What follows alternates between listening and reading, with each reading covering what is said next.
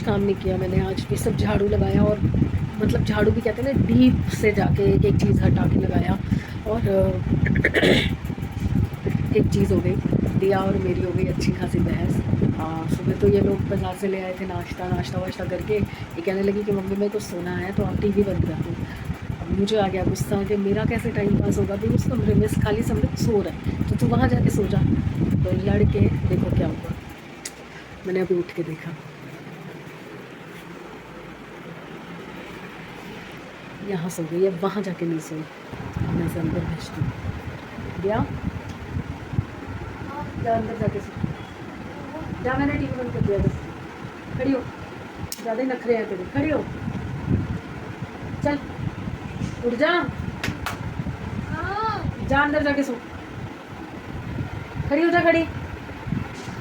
अब मैं करूँगी थोड़ा बहुत कुछ काम और मैं सोच रही हूँ कढ़ी चावल बना लेती हूँ और कपड़े सुखाने हैं, कपड़े धुल चुके हैं। और ये ना बॉक्सेस हैं भाई के बच्चों के लिए मंगवा रखे हैं, उनकी कंजक हर साल भेजती हूँ। तो सुबह मैं लेट उठी थी, ये निकल चुके थे। और एक जो है वो बची हुई है विनीता की बेटी की ड्रेस, तो वो ले गई थी, मैंने बताया था ना आपको, क्योंकि उसको फंक्शन में जाना था रात को, सुबह मैं मिल नहीं पाई उससे। तो एक उसकी बेटी की है और दो जो है वो मेरे भाई के बच्चों के लिए, और जो वो दो टिफ़िन भी पड़े हैं ना, वो भी उनके लिए ही रखे हुए हैं मैंने। तो अभी भाई से भी बात करूँगी, अगर वो शाम को आते हुए ले जाएगा यहाँ से तो मैं उसको भी भिजवा दूँगी। चलिए मैं थोड़ा सा काम निपटाती हूँ। देखो कुशन वुशन सब मैंने ना सुबह लगाए हैं, सब कुछ सही करके अच्छे से बिछाया और ये फिर कर दी है, अब मुझे फिर से बिछाना पड़ेगा।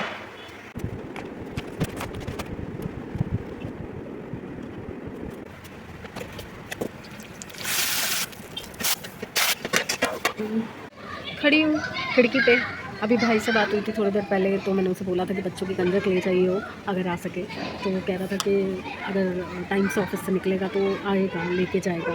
बस 6 बजे तक का उसने बोला था, 6 साढ़े 6 निकलता है। तो मैंने चाय रख दी और मैं वेट कर रही हूँ उसका, बट अभी पता नहीं कॉल नहीं उठा रहा, बिज़ी होगा, क्लोजिंग वगैरह हो रही होगी ऑफिस की। तो बहुत टाइम बाद आज बात हुई भाई से, और आएगा भी बहुत टाइम के बाद ही, क्योंकि जब मकान बनना शुरू हुआ था उससे पहले एक बार आया था और उसके बाद अभी तक नहीं आया।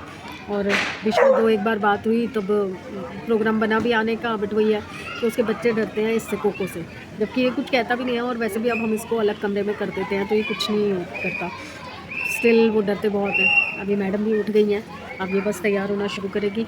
मेरी कड़ी बनी हुई है, मैं चाय देखूँ, चाय चाय चाय चाय।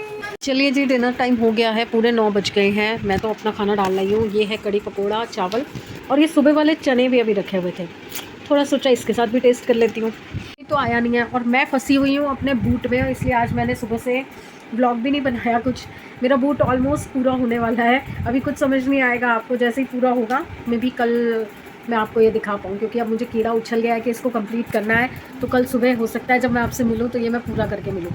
तो मैं आई थी आपसे गुड बाय शुड बाय करने के लिए कि आप बस, और मेरा ध्यान इसी में लगा हुआ है कि एक बार मैं कंप्लीट कर लूँ तो मैं शायद गुड बाय करने दोबारा ना आ पाऊँ। तो चलिए कल मिलते हैं, देखते हैं ये क्या निकल के आता है। बनाया तो मैंने अपने दिमाग से बहुत बढ़िया है, आगे देखते हैं क्या होता है। क्रॉस फिंगर्स, ठीक ठाक बन जाए तो मैं दूसरा पेयर भी इसका बना लूँ। तो प्लीज़ साथ दीजिए, बने रहिए, आगे बढ़ाइए, सपोर्ट कीजिए। गुड मॉर्निंग, होपफुली सब अपने घर में बढ़िया होंगे, हम भी बहुत बढ़िया है। अरे ट्रे में रखा हुआ था फ़ोन। तो दिन चढ़ चुका है, चाय पी ली है, और सुबह सुबह एक्चुअली चाय बना रही थी, उसी टाइम पे एक फ्रेंड का फ़ोन आ गया जो मेरे घर आई थी बच्चे के साथ, उसका फ़ोन आ गया था। तो थोड़ा सा डिस्टर्ब थी वो। तो वो क्या होता है कि आप अपने किसी की लाइफ में कितने भी इम्पोर्टेंट ना हो, ज़रा भी इम्पोर्टेंट ना हो, पर कुछ लोगों की लाइफ में आपकी कुछ तो प्लेस होती है। तो उसकी लाइफ में मेरी एक एडवाइज़र की प्लेस है। तो अगर उसे कुछ भी लाइफ का कोई डिसीजन लेना होता है या कोई उसका ड्रास्टिक चेंज आ रहा होता है लाइफ के अंदर, तो वो मुझसे ज़रूर बात करता है। तो मैं उससे बात करने लग गई थी। तो 1 डेढ़ घंटा हमारी बात हुई, मैंने उसको समझाया कि इतना इन्वेस्ट करने की ज़रूरत नहीं है। वो एक्चुअली थोड़ा सा उसका इशू चल रहा है हस्बैंड के साथ, तो वो बिल्कुल सेपरेट रह रही है, छोटा सा बच्चा है उसके साथ। तो ये होता है ना ऐसे टाइम पे ना, आपको ठीक है, उनका रिलेशन जब होना होगा ठीक हो जाएगा, जब भी जो भी प्रॉब्लम है वो सॉल्व होनी होगी, हो जाएगी। वहाँ आप नहीं बोल सकते, वो पर्सनल है उनका, कि क्या दिक्कत है क्या नहीं है। आप सिर्फ सुन सकते हो, उनको समझा सकते हो, बट आप बीच में नहीं आ सकते, वो आप सॉल्व नहीं कर सकते। तो जहाँ तक हो सके आप सपोर्ट कर सकते हो। और जितना वो मेरे से बात करती है मैं उसको जो सपोर्ट कर सकती हूँ कर देती हूँ। तो थोड़ा बहुत मैंने उसको अपने घर का बताया कि मेरे पास ये सामान है, तो अगर तुमको चाहिए तो तुम मेरा वाला यूज़ कर लो। अब जैसे ये सिलेंडर है मेरे लिए स्पेयर है, और अगर मैं इसको ब्लैक करती भी हूँ तो मुझे क्या मिलेगा, 150 रुपये मिल जाएंगे ऊपर के, तो क्या फ़र्क पड़ रहा है, उसके काम आ जाएगा। रेगुलेटर देखो वो वहाँ पे वॉश मशीन के पीछे वहाँ पे ख़राब हो रहा है, तो रेगुलेटर भी है, उसको ख़रीदने की ज़रूरत नहीं पड़ेगी। मेरे पास चूल्हा भी था, फिर वो चूल्हा मैंने ऐसे ही उठा के अपनी काम वाली को दे दिया था, क्योंकि ये लाई थी तो मैंने वो रखने का क्या ही करना था, और कबाड़ी को दो तो क्या ही देता है वो, 50-100 रुपये दे देता, मैंने उसको दे दिया। मैंने कहा तो ठीक करा के तो यूज़ कर ले। अब उसको थोड़े बहुत बर्तन चाहिए, तो थोड़े बहुत बर्तन मेरे पास स्पेयर हैं जो मेरे बिल्कुल यूज़ नहीं होते, तो मैंने कहा मैं वो भी निकाल दूँगी तेरे को, तेरा काम चल जाएगा, तो तुझे बहुत ज़्यादा पैसे इन्वेस्ट करने की ज़रूरत नहीं पड़ेगी। मैंने कहा इस तरह से मिलजुल के हो जाएगा, तो परेशान मत हो, जो मेरी तरफ से हो सकता है वो तो मैं कर ही दूँगी। तो खुश हो गई थी कि मैम आपने मेरा बहुत सॉल्व कर दिया। तो मैंने उसको बोला, मैंने कहा ये अच्छा किया ना कि तूने खर्च करने से पहले बात कर ली, अगर तू खर्च कर लेती उसके बाद मुझसे बात करती तो फिर मैं कोई हेल्प नहीं कर पाती तेरी। तो अब वही है कि कुछ एक चीज़ें मेरे पास हैं, जैसे उसको बेड चाहिए था तो मैंने कहा बेड मत खरीद, मैं तेरे को गद्दे दे देती हूँ, मेरे पास गद्दे हैं, वो तेरे बेटे और तेरे लिए सफिशेंट रहेंगे, तो गद्दे दे दूँगी। बेडशीट्स पड़ी हैं, कर्टन्स पड़े हैं मेरे पास स्पेयर, पुराने नहीं है, सब नया का नया सामान है, बट वही है कि दीवान बेच दिया तो उसके जो तुलाइयाँ थी, 2 तुलाइयाँ थी मेरे पास, वो एज़ इट इज़ बेड में पड़ी हैं, और 1 डेढ़ 2 साल हो गए वो कभी यूज़ ही नहीं होती हैं, तो वो बेड से खाली हो जाएंगी, तो बेड मेरा खाली हो जाएगा, उल्टा काफ़ी जगह निकल आएगी मेरे बेड में। और रैक चाहिए था उसको कपड़े वगैरह रखने के लिए, कह रही अलमारी ले लेती हूँ सेकंड हैंड में, को कोई फ़ायदा ही नहीं है, क्योंकि रेंटेड हाउस है। मैं कितने साल, समझिए मैं 23 साल रेंट पे रही हूँ। 23 साल रेंट पे रहते हुए मैंने कोई सामान एक्स्ट्रा बनाया ही नहीं, मतलब मैंने सोचा ही नहीं कि मेरे को ये चाहिए, मेरे को वो चाहिए। मैं कई साल तक तो फर्श पे सोई हूँ, मेरे पास बेड नहीं था, बेड मैं ससुराल में छोड़ के आई थी जब, तो मैं बेड पे, मतलब हम लोग नीचे गद्दा बिछा के सोते थे, दिया मैं और ये। समृद्ध हुआ तब हमारे पास अपना घर था, तो हमने पूरा फर्नीचर वगैरह सब बनाया था, पर जब वो मकान भी हमें बेचना पड़ा था तो मेरा वो भी सामान सब वेस्ट हो गया था। तो इसलिए मैंने उसको बोला, मैंने कहा तू जितना इन्वेस्ट करेगी खुद ही परेशान होगी, क्योंकि क्या होता है आप सामान तो बना लेते हो, किराए का मकान का लिमिट होता है 8-10 महीने, 11 महीने मैक्सिमम। 11 महीने बाद अगर आपको नोटिस आ जाता है आपको मकान खाली करना पड़ेगा, तो सामान समेटना बड़ा मुश्किल है। लगा तो आप कितनी चीज़ें लो। अब मैं इस घर में रहती थी, मेरे पास कुछ नहीं था, अगर आप स्टार्टिंग के व्लॉग्स देखेंगे मेरे पास कुछ नहीं था, एक डबल बेड था, एक दीवान था, वो भी मैंने अभी थोड़ा टाइम पहले ही लिया था दीवान, नहीं तो वहाँ पे फर्शी गद्दे बिछा रखे थे हमने, या फोल्डिंग पलंग रखा हुआ था।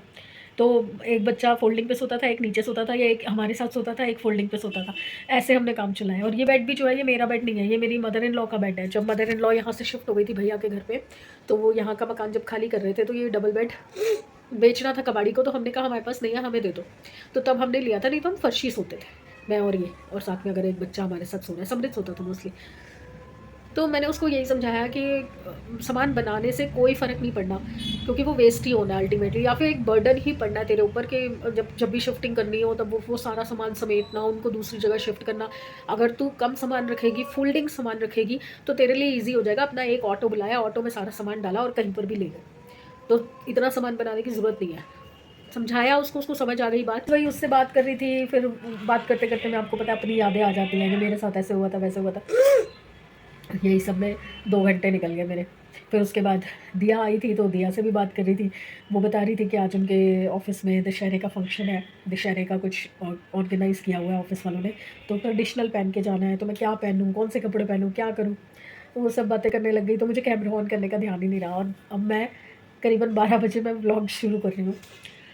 तो गुड मॉर्निंग एवरीवन, होपफुली सब अपने घर में बढ़िया होंगे, हम भी बहुत बढ़िया हैं। और सुबह सुबह जब आप किसी के लिए कुछ करते हो, मतलब कभी भी करो वैसे तो दिन भर में, बट सुबह सुबह उठते ही अगर आपको किसी के लिए कुछ करने को मिलता है, किसी की हेल्प करने को मिलती है, तो दिल से ना एक तसल्ली होती है कि यार हमारा ज़िंदगी में कुछ तो काम है, हम कुछ तो कर रहे हैं।